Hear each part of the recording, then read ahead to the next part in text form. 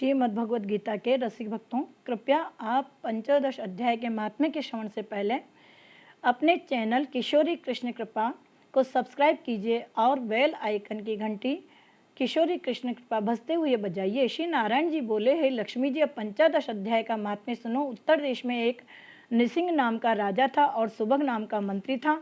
राजा को मंत्री पर बड़ा भरोसा था। मंत्री के मन में कपट था। मंत्री चाहता था राजा को मारकर ये राज्य मैं ही करूं। इसी भांति कुछ काल व्यतीत हुआ। एक दिन राजा सेवकों सहित सो रहा था, तब मंत्री राजा को सारे सेवकों समेत मारकर राज्य करने लगा। राज्य करते समय बहुत समय व्यतीत हो गया। एक दिन वह भी मर गया। यमराज के पास दूत बांधकर ले गए। यमराज ने कहा, हे यमदूतों, यह बड़ा पापी, इसको घोर नरक में डालो। हे लक्ष्मी जी, इस प्रकार वह पापी कई नरक भोगता भोगता धर्मराज की आज्ञा से घोड़े की योनि में आया। संगल द्वीप में जाकर के घोड़ा हुआ। बड़े घोड़ों का सौदागर उसे मोल ले और फिर घोड़े खरीद करके अपने देश को चला जाए। चलते चलते अपने देश में आया।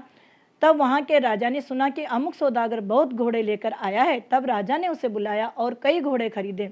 उस घोड़े को भी खरीदा। जब उस घोड़े को हाथ फेरा, तब राजा को देखकर उसने शीश फेरा। राजा ने देखकर कहा, ये क्या बात है जो घोड़े ने शीश फेरा है?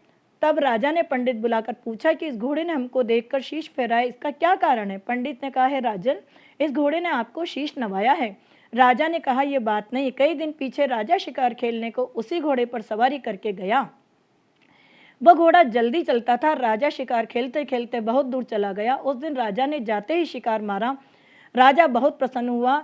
दोपहर हो गई थी। राजा को प्यास लगी। वन में एक साधु देखा, कुटिया में बैठा है, तालाब में जल भरा है। वह राजा उतरा, घोड़ा वृक्ष से बांधकर कुटिया में गया।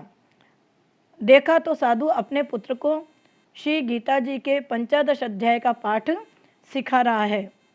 वृक्ष के पत्ते पर श्लोक लिख दिया और बालक को कहा कि हिलते फिरो और इसको कंठ करो। जिस वृक्ष से राजा ने घोड़ा बांधा था, उसी वृक्ष के पत्ते पर भी श्री गीता जी का श्लोक लिखा था।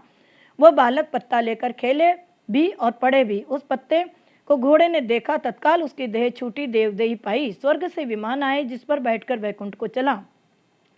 इतने में राजा पानी पीकर बाहर आया तो देखा घोड़ा मरा पड़ा है। राजा चिंतावान होकर बोला, ये घोड़ा किसने मारा? इससे क्या हुआ? इतने में वो बोला, है राजन,